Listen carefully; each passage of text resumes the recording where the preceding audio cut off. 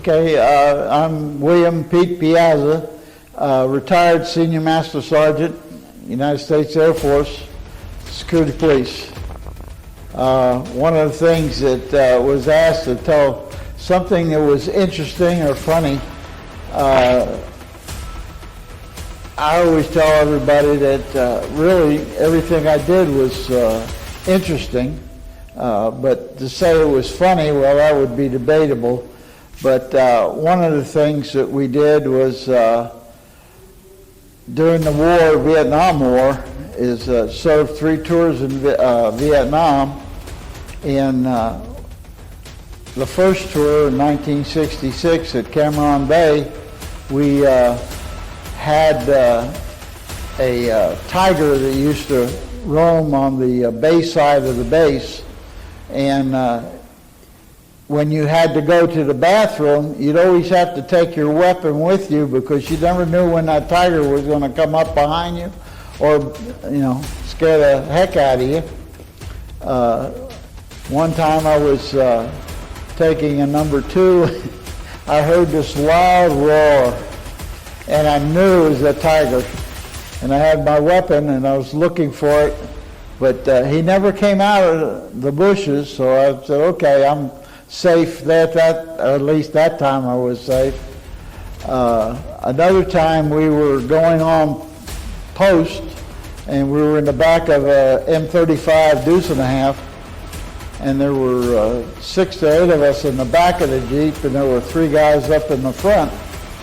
And one of the guys had picked up a sandbag full of hand grenades. But unfortunately, somebody had taken a cigarette and just dropped it on the bag, and it started burning. And when the guy picked it up and he saw the fire, instead of saying he had fire, he said hand grenade. And everybody in the truck jumped out of the truck and ran away. It wasn't going to explode because the hand grenades were in the boxes or in a carton. So they were safe. But everybody else heard the word hand grenade, and the 3 guys in the front of the M35 were trying to get out of the vehicle, and the guy in the middle was panicking more because the 2 guys couldn't open the doors fast enough for him to get out because they're afraid the truck was going to blow up. But it didn't blow up. But one guy literally ran across the water running away from that truck. The other thing is that the 3rd tour I had at Phuket Air Base in Vietnam in the 70s, we were behind a M113 track, and one of the guys on the track was laughing because he was pointing at us with all the dust coming up, and I was in a Jeep.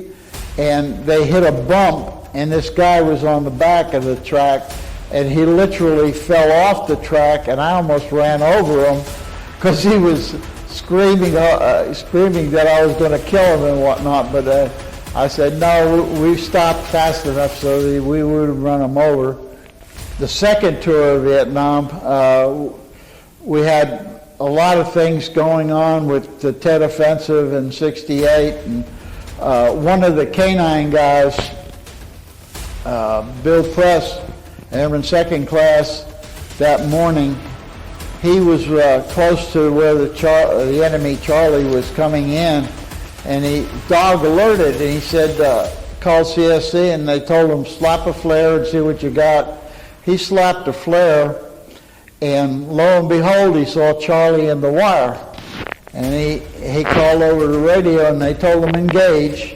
So he engaged with his GAU or his M4, and he released his dog. Well, the dog got killed, killing one of the Charlies, and he got wounded, and he fell down, and he played dead.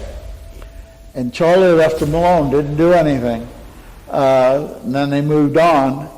But when the 145th Aviation Battalion choppers got up in the air, he got up and he started waving his arms in the air to tell them he was there. And the chopper pilot saw him, turned his Cobra gunship on him, and pushed the button and went, fired rounds off on him because he thought he was Charlie, and he wounded him and he fell down and he played dead. And he just said, I ain't gonna move until somebody comes and picks me up. Marty Strones, Captain Marty Strones found him later, and they put him on a gurney and they took him to the dispensary. Then they took him to the LBJ, Long Bay Junction, and eventually they took him to Japan. And 3 months later he was back walking a dog again, and he finished his tour in Vietnam.